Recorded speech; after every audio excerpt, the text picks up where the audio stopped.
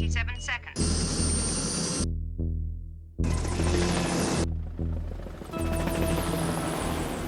Bob Ramey at Avco MC Pictures asked me to make a movie of a book called The Philadelphia Experiment. I thought it was a cool story until I started writing the script and realized it has no third act. So I came to Bob Ramey on bended knee and I said, I can't do this. I don't know how to make it work. He said, you owe me a movie.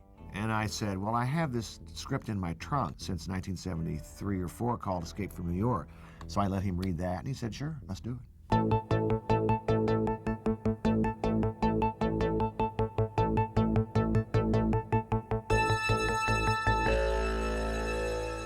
John Carpenter had written Escape from New York when he was at USC, and he had actually written it with Clint Eastwood in mind. So with the success of The Fog, Avco MC asked us what we wanted to do next, and we pulled out this old script, Escape from New York, with Clint Eastwood in mind, and we brought it to them, and they loved it, and they said, yeah, they would love to do it.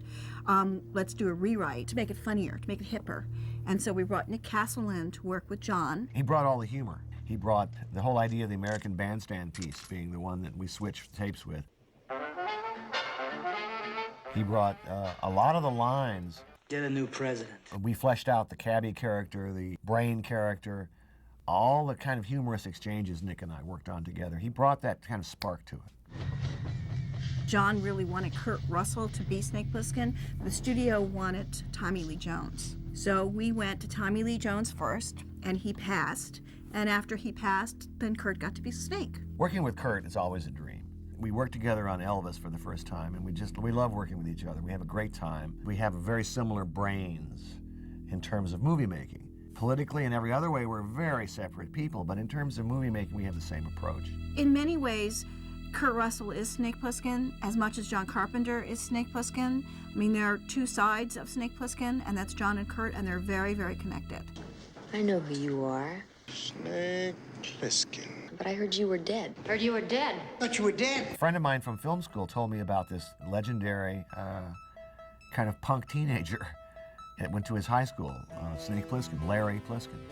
And he says, what a great name. Just an insane name. And literally the guy said, call me Snake. So I thought, that's a great character. I'm not a fool, Plissken. Call me Snake. When we needed to do a publicity shoot as Snake Plissken before we'd actually fully designed his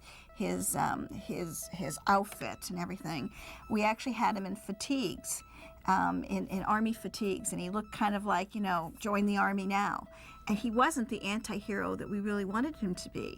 And he put these clothes on and went, this isn't how Snake Plissken would dress. And so a lot of who Snake Plissken is and what he looks like on film is because he was invented by Kurt and John. From the eye patch to the tight-fitting shirt and combat pants to the boots and who he was. Escape from New York wanted more money to make it. I mean, we just barely put that movie together. That's an ambitious experience for $5 million. I mean, shooting at night is very tough. It's not very fast. You have to light everything. It was a tough go for us. Escape from New York was a very complex movie to shoot. First of all, a huge amount of special effects, which required building a model of Manhattan. John Wash was a special effects animator, and he built basically a cardboard city, a New York skyline, and painted it in green line, like a grid, and just shot it with a camera. And then we rephotographed it on a television set. We had an enormous action shoot with lots and lots and lots of extras. We needed to find a place that was, you know, post-apocalyptic, a place that didn't exist. And so it required a great deal of production design and a lot of special effects. So it ate up that $5 million very, very quickly. Well, we had to look around for some city that looked like destroyed. It takes place in New York City, but New York was out of the question. We couldn't shoot there. We didn't have the money. It's extremely difficult to shut down all those streets. We had to find a place that looked ruined, so we found the perfect location, and that was St. Louis, Missouri.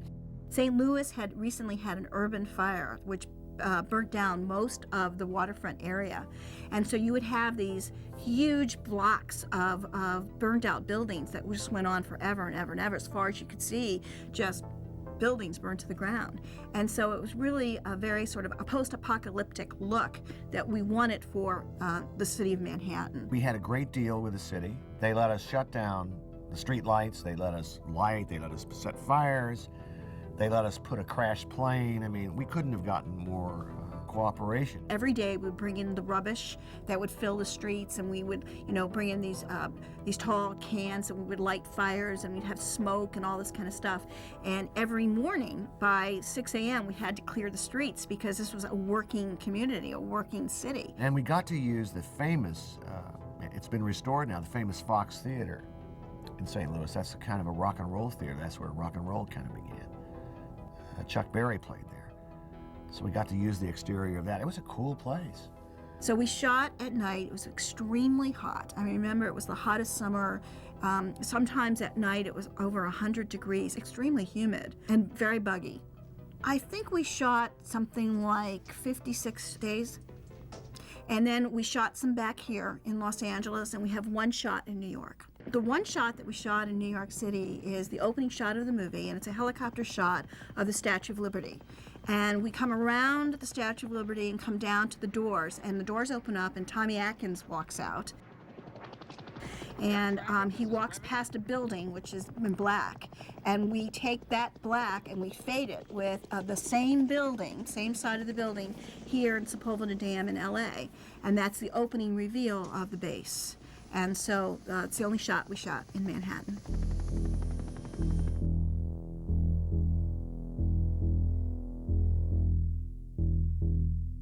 Associate producer on the film, Peggy Brotman, had been a casting director, and she said, you know who hasn't been seen in a long time is Lee Van Cleef.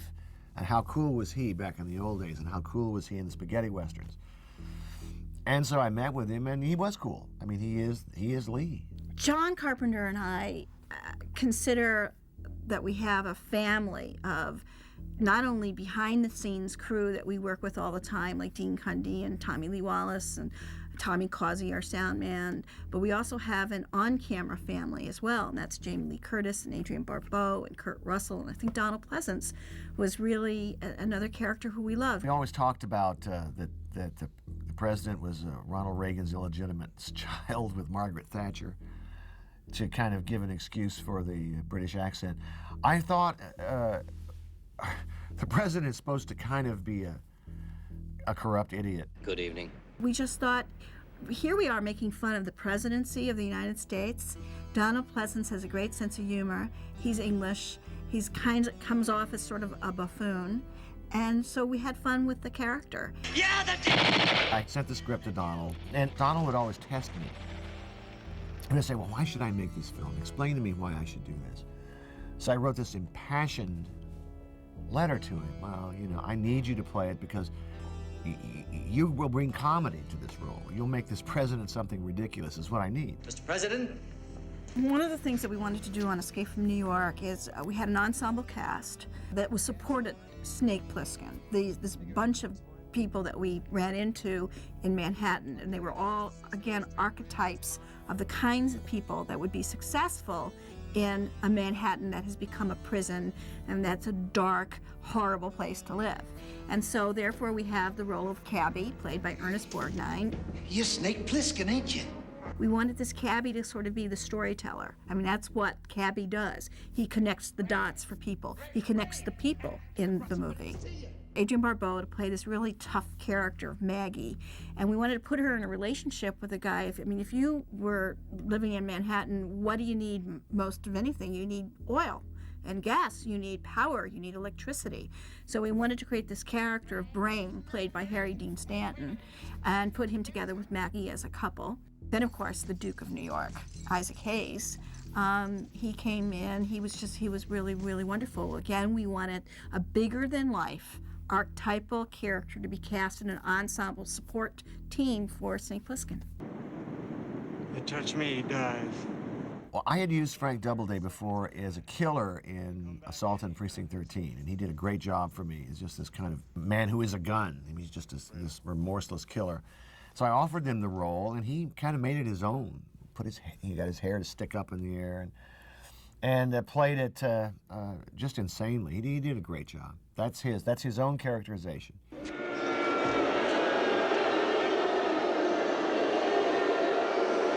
one of the things that we wanted to do in the film in terms of Snake Plissken's character is once he's captured by these criminals in the prison of Manhattan, they put him through different tests. They want to test his courageousness, they want to test his will to live, they want to test how strong he is.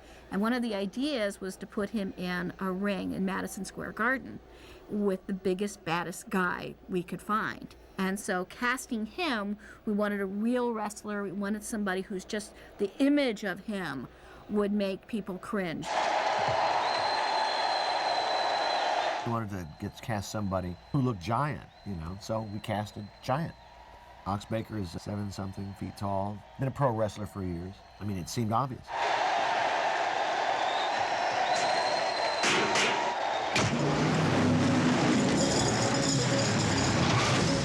The final sequence of the movie where they're running across the bridge and trying to escape, which is really supposed to be the George Washington Bridge, leading to New Jersey. And what we ended up doing was we found an abandoned bridge that was owned by the United States government. And for $1, we purchased it. And we were able to use this expansive bridge for our set. Adrienne Barbeau's character, Maggie, was shot on the bridge, but we didn't actually see her die. And so when we edited the movie together, we realized that it was ambiguous to the audience. So we actually filmed her in her house where she lives now, getting shot in the driveway, a close-up of her lying in a pool of blood. And we inserted that shot into the original movie. Once I had it cut together, I had a little screening for some folks, some friends. I showed them the movie, and they said they were kind of not responding to the film. And finally, at the end, I said, well, tell me what you thought. And they said, we didn't know what the movie was going to be about for so long because of that opening, because of the opening sequence. We had a 10-minute sequence showing how Kurt Russell's character, Snake Plissken, is arrested right before he comes to prison, showing him trying to pull off a bank robbery. So I just threw away the first reel.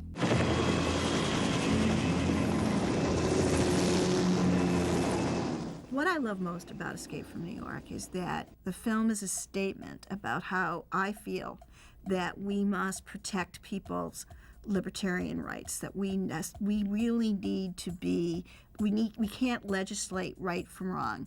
People themselves need to find the goodness in them. And I think it makes a political statement. I have a part of my personality that loves outlaws and outsiders and anti-heroes, and I truly have a problem with authority. And any chance I can get to belittle authority, I love to do it. I just can't help myself. So I think probably I made everybody corrupt in this world, every single person corrupt in this world, it's an entirely a nihilistic corruption blanket of this future. I don't feel that all authority figures are bad, but authority is a human construction. And being something that's human, it's prone to corruption and mistakes. But you have to have it. You have to have order in order to have a civilization. But anything that's constructed by man is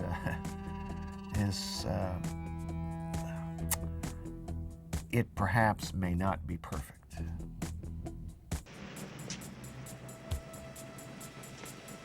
You gonna kill me now, Snake?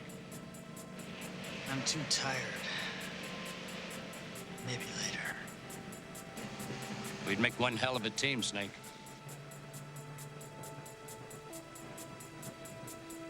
The name's Plissken.